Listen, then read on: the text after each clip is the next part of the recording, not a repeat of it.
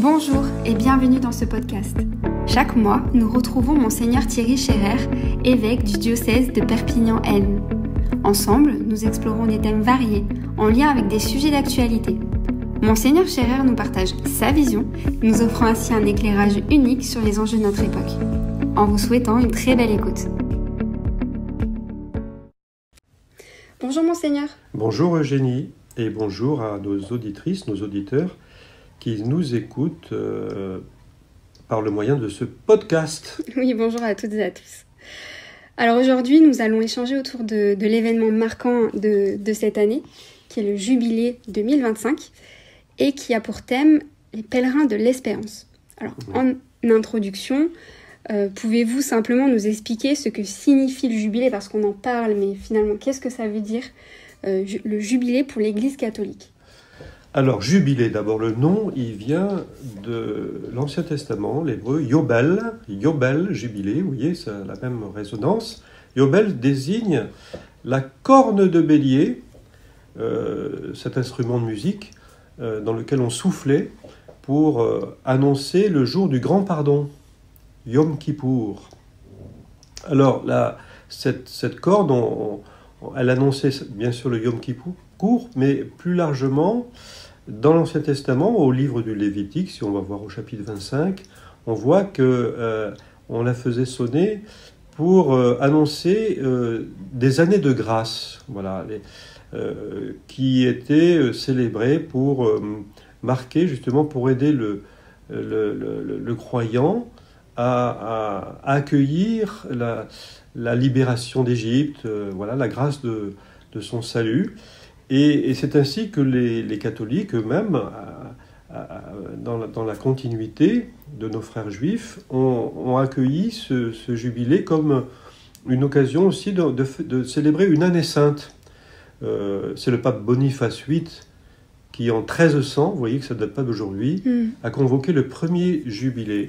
Alors, cet événement religieux, l'Église le vit en réalité tous les 25 ans. Alors, on appelle ces jubilés tous les 25 ans des jubilés ordinaires, parce que le pape peut se réserver aussi la liberté de déclarer des jubilés extraordinaires sur des thématiques particulières, le pardon, la miséricorde. Par exemple, en 2015, le pape François avait ouvert un jubilé de la miséricorde. C'est un jubilé extraordinaire, mais les jubilés ordinaires, vraiment, c'est tous les 25 ans. La dernière fois, c'était bien sûr pour l'an 2000, avec le pape Jean-Paul II, lorsqu'on célébrait l'anniversaire, les 2000 ans du christianisme, de la rédemption. Alors, cet événement, il est proposé par l'Église, pourquoi ? Pour inviter chaque chrétien à se replonger dans la grâce de son salut par la croix du Christ. Croyant est appelé à redécouvrir que la croix de Jésus, c'est la source de la rémission de ses péchés et puis le principe de sa sanctification. Faire l'expérience que la croix de Jésus nous transforme. Et pour cela, le croyant, le chrétien baptisé, est appelé tous les 25 ans, voilà, à faire cette démarche symbolique qui consiste à franchir une porte sainte.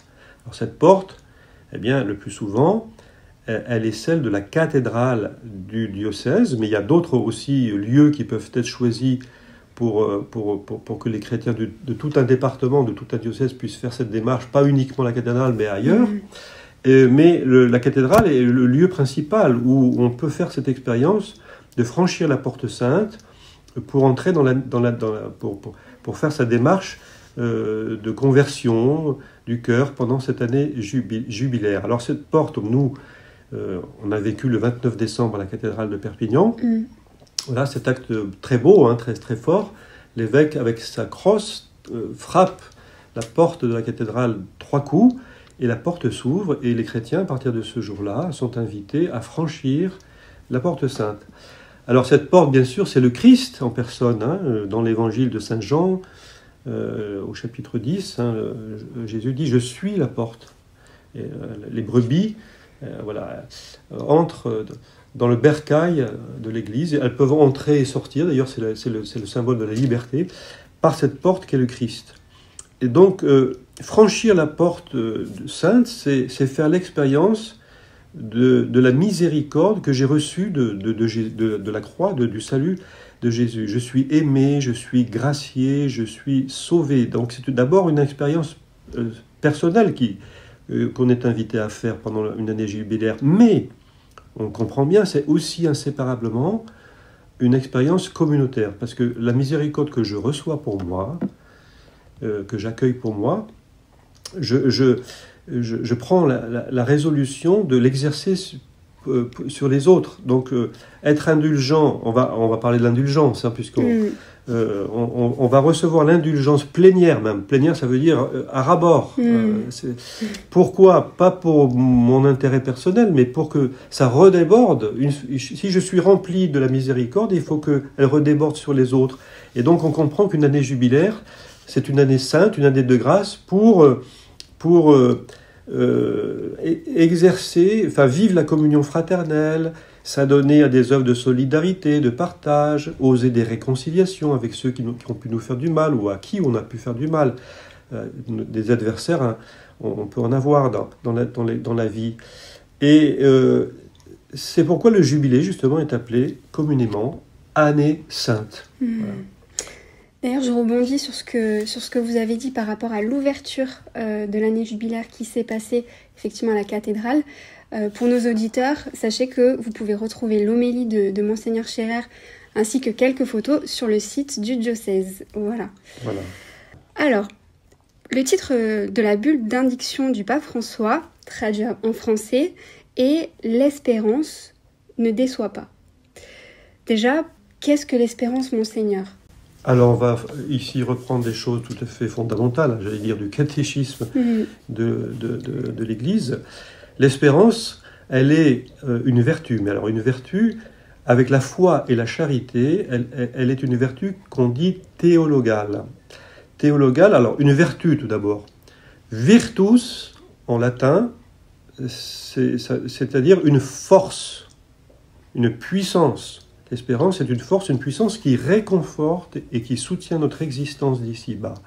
C'est très beau. Hein. Je dirais que elle est l'espérance, une de ces 3 étoiles scintillantes que Dieu fait resplendir dans la nuit de nos existences, dans la nuit de notre monde, nuit des échecs, des difficultés de la vie, nuit de nos épreuves, parce qu'on en a tous, de nos souffrances, de nos deuils aussi. Et Benoît XVI, qui avait en 2007, si mes souvenirs sont bons, signé une très belle lettre encyclique sur le thème de l'espérance, Spe Salvi. Il affirme dans cette encyclique que l'espérance est une force en vertu de laquelle nous pouvons affronter notre présent. Le présent, même un présent pénible, peut être vécu et accepté s'il conduit vers un terme et si nous pouvons être sûrs de ce terme, si ce terme est si grand qu'il peut justifier les efforts du chemin. Voilà, c'est très beau. Et cette vertu, elle est dite théologale. Pourquoi ? Parce que, théos, hein, parce qu'elle a Dieu pour objet. Elle est donc, cette vertu, comme la foi et la charité, du domaine de la grâce surnaturelle. Parce que le bonheur qui nous est promis n'est pas au bout de nos capacités simplement humaines, il est pur don de Dieu. Voilà, c'est peut-être d'ailleurs ce qui pourrait en revenir plus tard, hein, ce qui distingue l'espérance de l'espoir. Voilà. On dit l'espoir fait vivre. L'espoir, on reste au niveau de nos réalités humaines, mais quand on parle de l'espérance, on parle d'un don de Dieu, une grâce surnaturelle. Effectivement, on sent bien qu'il y a une différence entre l'espoir et l'espérance. Et mon autre question, même si vous avez un peu répondu, mais en quoi l'espérance finalement ne déçoit pas ? Alors, là, le pape François a repris des mots de saint Paul dans sa lettre aux Romains, au chapitre 5, chapitre 5, verset 5. Romains 5, 5, c'est facile à se souvenir. Alors, il faut citer toute la phrase tout entière, hein, de saint Paul.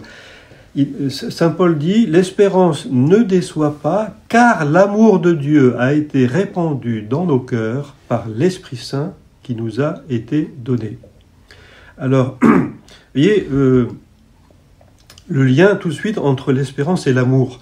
En fait, espérance, foi et charité, ces trois vertus, elles se tiennent toutes les trois ensemble. On ne peut pas les dissocier. Alors là, l'espérance ne déçoit pas, car l'amour de Dieu a été répandu dans nos cœurs. Alors, au numéro 3 de sa lettre d'indiction, de sa bulle d'indiction, le pape François répond, je le cite, « L'espérance chrétienne, en effet, ne trompe ni ne déçoit pas, parce qu'elle est fondée sur la certitude que rien ni personne ne pourra jamais nous séparer de l'amour de Dieu. » Voilà pourquoi l'espérance ne cède pas devant les difficultés. Elle est fondée sur la foi et nourrie par la charité. Et elle permet ainsi d'avancer dans la vie, même si c'est difficile, et c'est difficile pour tout un chacun. L'espérance nous fait tenir debout. Alors, Saint Jean, il dit dans sa première épître, on a entendu ça pendant le temps de Noël, et voyez quel grand amour le Père nous a donné. Nous sommes ses enfants, voilà. Le grand amour de Dieu pour nous, c'est vraiment cela, la merveille qu'il nous faut redécouvrir le temps d'un jubilé. Et justement, je le disais, puisque vous l'avez cité, hein, dans mon homélie le 29 décembre, je rappelais aux chrétiens, nous avons, vous vous rendez compte le cadeau qu'on a, une année entière pour entrer dans la jubilation de l'amour de Dieu pour nous, qui est absolument indestructible, pour que par-delà nos épreuves, les échecs et les déceptions de la vie, les revers d'une existence peu souriante parfois, nous redécouvrions la joie d'être sauvés, cette joie toujours neuve, d'être aimé de Dieu, d'être à chaque seconde dans la main du Père. Cette main dont Jésus nous a dit, c'est toujours au chapitre 10 de Saint Jean, que rien ni personne ne pourrait nous en arracher. C'est effectivement une belle force. J'ai lu également qu'il était possible à chaque année sainte de recevoir une indulgence plénière. Vous en avez aussi parlé un peu tout à l'heure. Alors, qu'est-ce qu'une indulgence plénière et quelles sont les conditions pour l'obtenir ? Alors, merci Eugénie de poser la question. Là, je me dois de répondre d'une façon un peu précise, parce qu'effectivement, l'indulgence plénière, c'est la grâce offerte aux chrétiens qui célèbrent en diocèse une année jubilaire. La grâce de pouvoir bénéficier pour soi-même, ou pour un défunt aussi, de l'indulgence plénière selon des modalités précises qui sont prévues par le droit de l'Église. Alors de quoi s'agit-il concrètement ? Et là, je reprends ce que Saint Jean-Paul II nous avait dit au seuil du grand jubilé de l'an 2000. Il disait « Le point de départ pour comprendre l'indulgence est l'abondance de la miséricorde de Dieu qui s'est manifestée dans la croix du Christ. Jésus crucifié est la grande indulgence que le Père a offerte à l'humanité à travers le pardon des fautes et la possibilité de la vie filiale dans l'Esprit Saint. » Voilà ce cadeau d'indulgence. Reste, et ce n'est pas un détail, hein, que Dieu nous ayant créés libres, ce don que Dieu nous fait ne saurait nous atteindre sans une collaboration libre et active de notre part. Alors, lorsqu'il s'agit concrètement des péchés commis après notre baptême, parce que le baptême nous a plongés dans un bain purificateur, on est ressorti tout saint, lumineux de baptême, mais ça, après on voit bien que cette tunique de sainteté, elle a été entachée à nouveau par les transgressions qu'on a commises. Alors l'Église, pour cela, elle nous demande de recourir régulièrement au sacrement de la pénitence, le sacrement du pardon, la confession, comme on dit, pour obtenir l'absolution. Mais même absous, l'homme doit être progressivement guéri des conséquences négatives que le péché a produites en lui. L'absolution, elle n'est pas une sorte de chiffon qui passe sur une ardoise et on efface des fautes passées. Non, il y a des résidus après l'absolution de ces conséquences que le péché a produites en nous. Alors, ce sont l'absolution, elle efface bien le péché, soyons clairs, hein, mais subsiste la peine temporelle liée aux conséquences du péché en nous, mais aussi chez les autres, parce ceux à qui on a pu faire mal, et qui empêchent, justement, ces résidus, ils nous empêchent d'être complètement libres, d'être totalement ouverts à la grâce. Donc une purification s'avère nécessaire, par laquelle nous exprimons notre intention de nous amender par une élimination progressive du mal intérieur et par un renouvellement de notre propre existence. Voilà. Alors, pour rappel, pour bénéficier d'une indulgence, il faut préalablement être en état de grâce, c'est-à-dire s'être confessé et avoir reçu l'absolution. Et puis, il faut corrélativement avoir la ferme résolution, ce qu'on appelle le ferme propos hein, dans la théologie de l'Église, de convertir son cœur et de suivre l'Évangile en excluant de sa vie tout attachement désordonné envers le péché, même le plus léger, ce qu'on appelle le péché vénial.